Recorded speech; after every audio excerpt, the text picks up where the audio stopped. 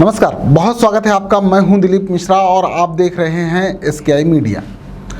स्वस्थ व्यक्ति, स्वस्थ परिवार, स्वस्थ ग्राम और स्वस्थ राष्ट्र, इसी अवधारणा को लेकर संस्था आरोग्य भारती सभी जगह अमूमन समूचे देश में काम कर रही है। देवास में भी यह संस्था काम कर रही है और देवास में आज एक स्वस्थ शिविर का आयोजन भी किया गया।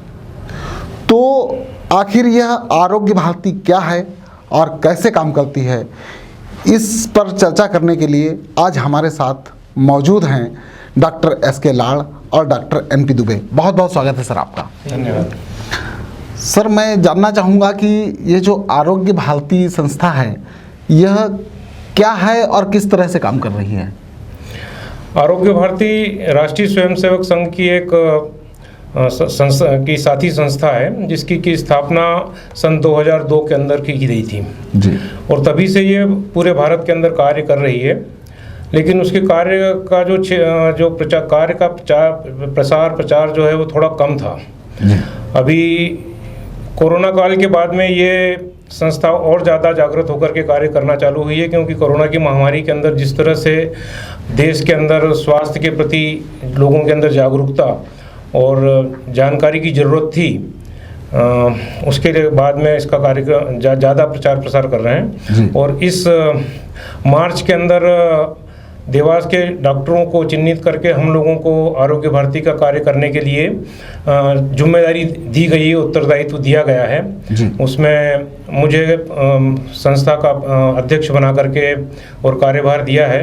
मेरे साथ में डॉक्टर NP दुबे हैं, ये वरिष्ठ उपाध्यक्ष हैं और हमारी पूरी कार्यकारिणी है जी।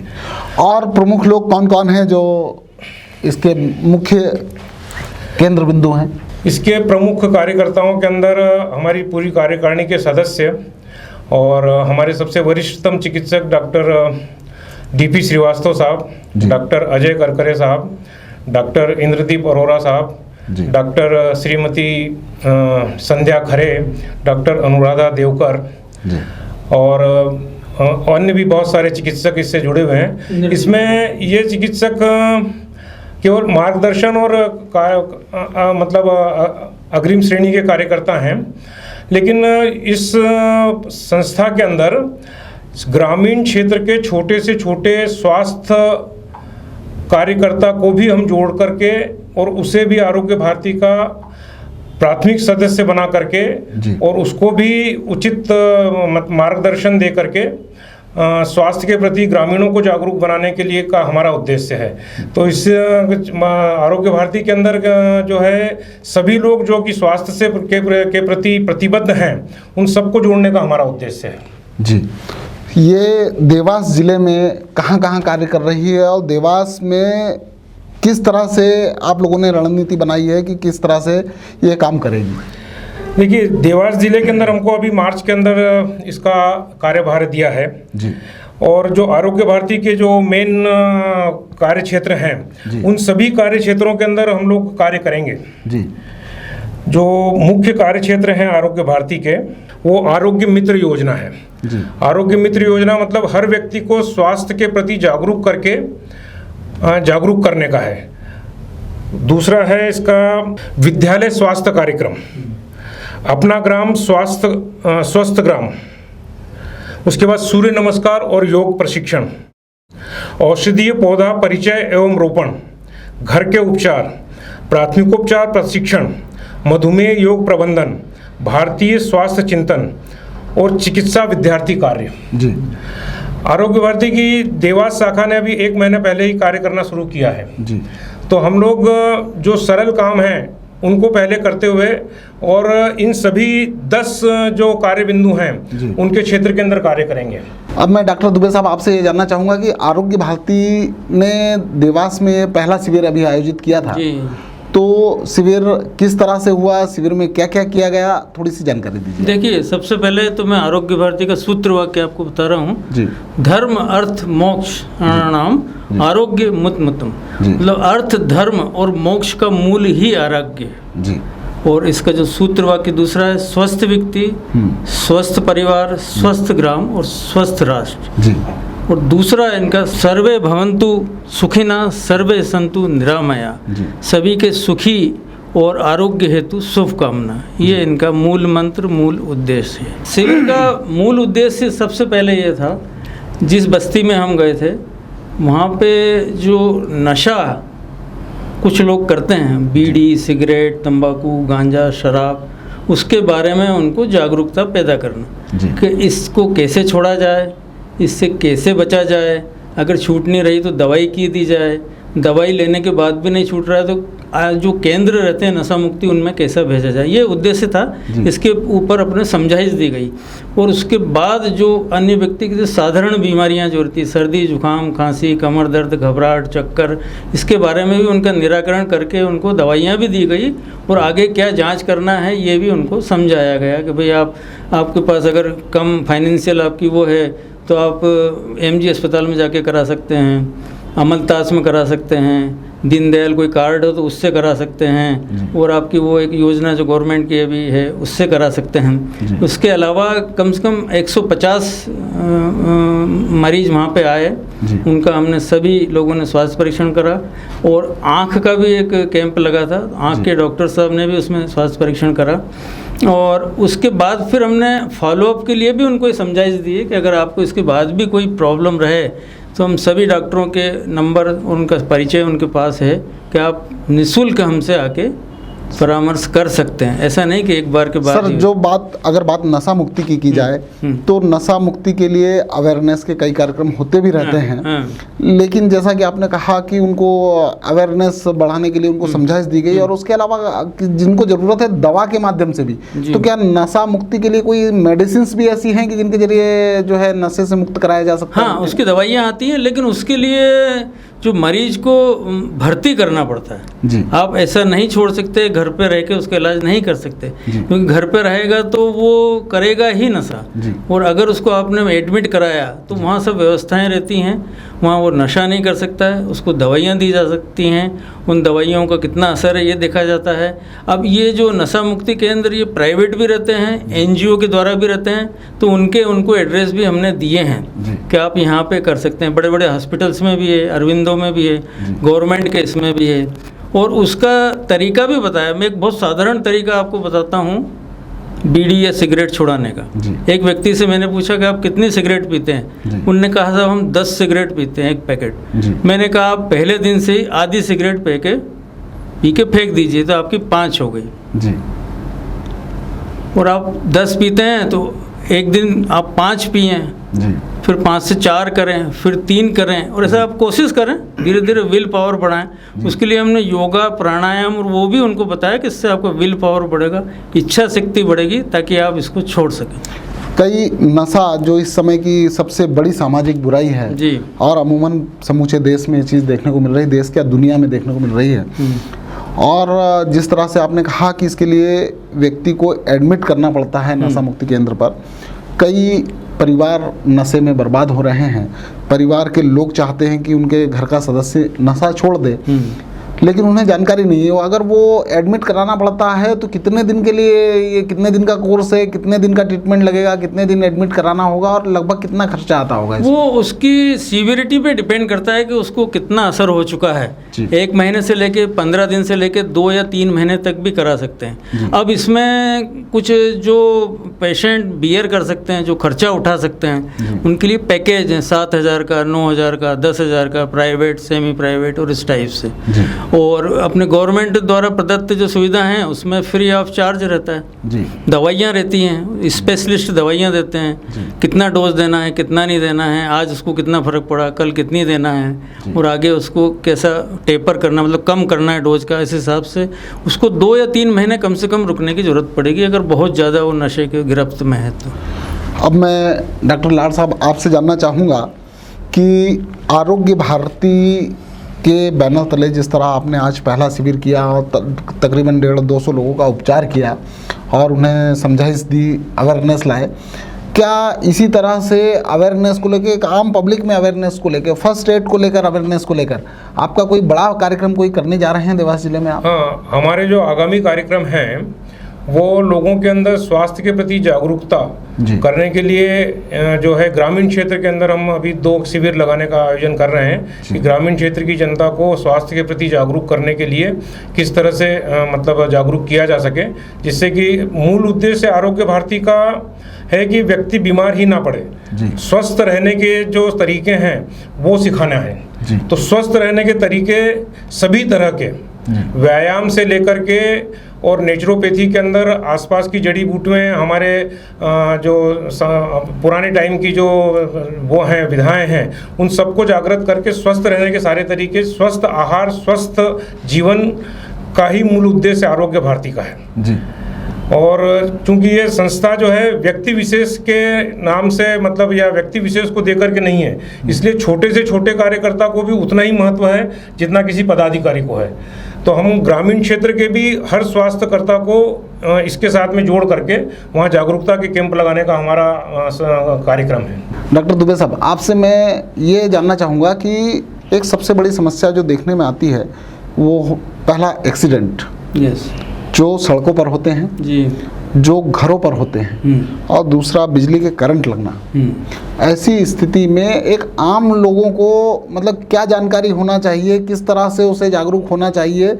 वहाँ पर तत्कालिक स्थिति में तो डॉक्टर होते नहीं, तो परिवार के लोग या आसपास के लोग मतलब उनके लिए ऐसे कोई उपाय जिसके जरिए व्यक्ति की जान बचाई जा सके, घायल की? देखिए, सबसे पहले बिजली के करंट का रहता है जी, कभी प्रेस करने के दौरान, कभी कूलर में पानी भरने के दौरान, ठीक है। अब अगर कोई अकेला आदमी है, उसके पास घर का कोई सदस्य नहीं है जी, तो थोड़ा दिक्कत आती है जी। लेकिन अगर कोई पास में ही है कमरे में, वो कोई प्रेस कर रहा है या कूलर में पानी भर रहा है, घर का दूसरा सदस्य है, जैसे करंट लगेगा वो चिल्लाएगा जी।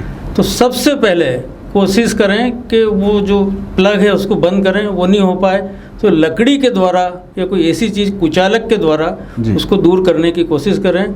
आप स्वयं हाथ नहीं लगाएं, उसको किसी चीज़ से धक्का दे दें और वो करंट को डिस्कनेक्ट करें, सबसे पहली चीज़। और दूसरा, जब आग लगती है, आग में सबसे पहले पानी डालने की कोशिश करते हैं। इमीडिएट अगर कुछ भी नहीं है तो पानी डालते हैं, पर अगर कोई कंबल या कोई कपड़ा अगर उसके ऊपर डाल दें तो ऑक्सीजन सप्लाई बंद होते से ही वो आग में काफ़ी राहत हो जाती है, मतलब इमीडिएट, मतलब जो फर्स्ट एड में है जी। और तीसरा, रोड एक्सीडेंट में अभी अपन लोगों की सभी की मेंटेलिटी रहती है कि हमें क्या करना, हम तो निकल जाते हैं। लेकिन अभी गवर्नमेंट ने भी उसके लिए वो चालू किया है, ना तो उनकी कोई एफआईआर करते हैं, ना उनको कोई पुलिस परेशान करती है। आप उनको इनाम देने का भी योजना है, और आप उनको जितनी जल्दी से जल्दी निकटतम अपने स्वास्थ्य केंद्र पहुँचाएँ और वो करें। अब जैसे किसी को फ्रैक्चर हो गया, लग गई, तो उसको हाथ पाँव हिलाए नहीं, उसको थोड़ा सा मतलब स्थिर करके कुछ भी थोड़ा बहुत कोशिश कर रहे हैं। जैसे डॉक्टर साहब ने भी बताया, टार्निक्यूट बांध दें, ब्लड का वो हो जाए। और CPR होता है, बहुत सिंपल होता है, जिसकी कि हम जागरूकता अभी सभी दूर फैलाएंगे जी। कार्डियक पल्मोनरी रिससिटेशन बोलते हैं, ताकि उसको कृत्रिम सांस देना, पंपिंग करना और गर्दन को मतलब ऐसा करना, वो तरीका रहता है, उससे उसकी थोड़ी जान ऐसी बचाई जाए। तो प्राथमिक जो शिक्षा हमको देना, ये भी हमारे प्रोग्राम में शामिल है जी। डॉक्टर लाड साहब, मैं आपसे जो है आपके आरोग्य भारती को लेकर, जिस तरह से देवास में आप कैंपेनिंग कर रहे हैं, तो भविष्य की क्या योजनाएं हैं, किस तरह से आप जो है प्रोग्राम्स लेकर आएंगे और क्या क्या करने की योजनाएं हैं इसके तहत? हम जो स्वास्थ्य संबंधित विद्यालयों में जाकर के छात्रों को और मेडिकल छात्रों को भी सेवा भाव जगाने के लिए और प्राथमिक उपचार और एक्सीडेंट के टाइम के ऊपर या किसी भी तरह की मेडिकल इमरजेंसी होने के ऊपर, भले ही वो किसी विदेशी आक्रमण के कारण से मेडिकल इमरजेंसी देश में हो, उस समय नागरिकों को किस तरीके से व्यवहार करना चाहिए और घायल लोगों को या संबंधित लोगों को किस तरीके से प्राइमरी उपचार, प्राथमिक उपचार देना चाहिए, उसके प्रशिक्षण के लिए सभी जगह कॉलेज स्तर के ऊपर, स्कूल स्तर के ऊपर, ग्राम स्तर के ऊपर, ग्राम पंचायत स्तर के ऊपर जो है वो कार्यक्रम करने का विचार रखते हैं। और आगामी साल के अंदर इस तरह के 4-5 कार्यक्रम ग्रामीण क्षेत्र के अंदर पहले शुरू करेंगे। कोरोना महामारी के काल के अंदर जो मेरा पर्सनल अनुभव और सभी लोगों का अनुभव रहा होगा कि कोरोना जैसी महामारी के अंदर भी अगर स्वास्थ्य के प्रति जागरूकता सामान्य नागरिक के अंदर ज़्यादा हो तो आने वाले समय में अगर इस तरह की कोई महामारी होती है तो उसके रोकथाम के अंदर बहुत सहायता मिलेगी।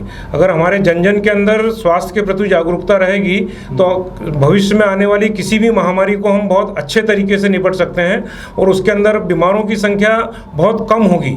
इस समय जब कोरोना महामारी आई थी, पूरे देश के लिए, विश्व के लिए ये पहला अनुभव था। इस कारण से कई लोगों में स्वास्थ्य की जानकारी कम होने के कारण भी महामारी का असर ज़्यादा रहा। तो मूल उद्देश्य ये भी है कि अगर स्वास्थ्य के प्रति जागरूकता रहेगी तो आने वाले वर्षों के अंदर हम किसी भी तरह की महामारी से निपटने के लिए सक्षम रहेंगे। तो डॉक्टर दुबे साहब, जिस तरीके से मधुमेह के लिए आप विशेषज्ञता हासिल है आपने, और वहाँ आपने अपने जो है शिविर में आए मरीजों को और उनको आपने अवेयर किया, तो मैं चाहता हूं कि आप हमारे दर्शकों को भी थोड़ा सा बता दें कि उन्हें किस तरह की सावधानियां रखना चाहिए।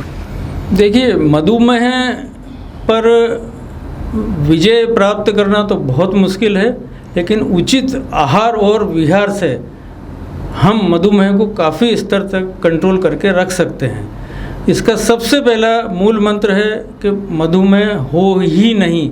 इसके लिए अपन क्या उपाय करें?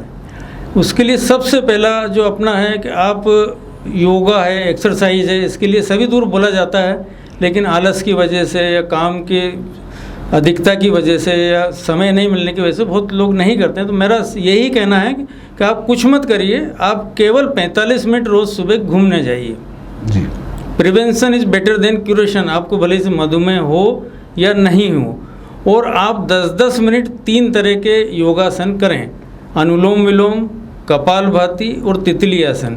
ये आसन अधिकतर लोगों को पता ही होगा, जिनको नहीं पता है यूट्यूब सब चलाते हैं, उसमें डाल के वो देख सकते हैं जी। सबसे बड़ी, और दूसरा, खान पीन में अभी से ही अपन ऐसा रखें प्रिकॉशन कि जिससे मधुमेह रोग हो ही नहीं। मतलब अपना मूल उद्देश्य ये है कि मधुमेह हो ही नहीं, क्योंकि हर तीसरे आदमी को अभी मधुमेह हो रही है। जी सर। होने के बाद तो अपन ट्रीटमेंट करेंगे ही, लेकिन नहीं हो उसके लिए पहले से ही। और मैं ख़ास तौर से यंग जनरेशन को कहना चाहूँगा, जो कि अभी कंप्यूटरिस्ट हैं, आपका जो आईटी प्रोफेशनल हैं, सिस्टम पे बैठे रहते हैं, सेडेंटरी ऑक्यूपेशन है, वो लोग हिलते डुलते नहीं हैं, कुछ वर्कआउट नहीं करते हैं, उनके लिए मैं ये विशेष तौर से कह रहा हूँ।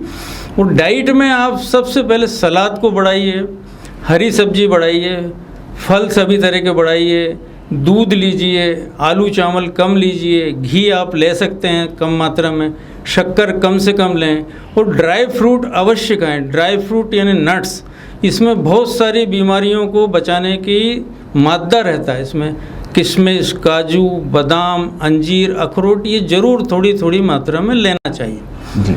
इसके अलावा अपना टेंशन फ्री लाइफ रखें, ज़्यादा मोबाइल नहीं चलाएं, ज़्यादा व्हाट्सएप नहीं देखें, यूट्यूब नहीं देखें। यही मेरी सबसे गुजारिश है। डॉक्टर दुबे साहब, जिस तरह से आपने मधुमेह का बताया और एक्सीडेंट पर बात हो गई, करंट पर बात हो गई, इसी तरह एक सबसे बड़ी समस्या आती है ब्लड प्रेशर। इसे लेकर आप हमारे दर्शकों को क्या प्रिकॉशंस बताना चाहेंगे? देखिए, ब्लड प्रेशर यानी उच्च रक्तचाप। ब्लड प्रेशर कोई बीमारी नहीं होती है, बीमारियों के लक्षण हैं। विभिन्न बीमारियों में ब्लड प्रेशर बढ़ता है, कम भी होता है, ज़्यादा भी होता है, और इसको साइलेंट किलर भी कहा जाता है। नॉर्मल वैल्यू होती है 120/80, यानी ऊपर सिस्टोलिक 120, नीचे 80 यानी डायस्टोलिक। लेकिन 130, 140, 150, 160 होने तक भी पेशेंट को लक्षण नहीं आते हैं जी। फिर वो कभी बोलता है सब सिर दुख रहा है हमारा, तो पेन किलर गोली खा लेते हैं, कभी घबराहट हो रही है तो कुछ खा लेते हैं। तो उसके लिए मेरा अनुरोध दर्शकों से ये है कि आप नियमित रूप से ब्लड प्रेशर की जांच कराएं। आपकी इलेक्ट्रॉनिक मशीन से भी करें, लेकिन बीच बीच में अपने आपके जो फैमिली डॉक्टर हैं उनसे ज़रूर जाके कराएं कि साहब हमारा ब्लड प्रेशर क्या है क्या नहीं है। उसके बाद वो ब्लड प्रेशर आपका अगर बढ़ा हुआ आता है तो आपको उसका कारण के लिए आपकी जांचें कराएंगे। उसके बहुत से रीज़न रहते हैं, कोलेस्ट्रॉल रहता है, किडनी रहता है, बहुत से कारणों से ब्लड प्रेशर बढ़ता है। तो उस हिसाब से वो जांच करके आपको तय करेंगे कौन सी ब्लड प्रेशर की गोली देना है, कौन सी नहीं देना है। और खान पीन में जैसे मैंने पहले ही बताया, उचित आहार विहार से नमक कम खाना है अपने को, बहुत सारी तली गली चीज़ें कम खाना है, मिर्ची मसाला कम खाना है, तो वैसे भी ब्लड प्रेशर नहीं बढ़े।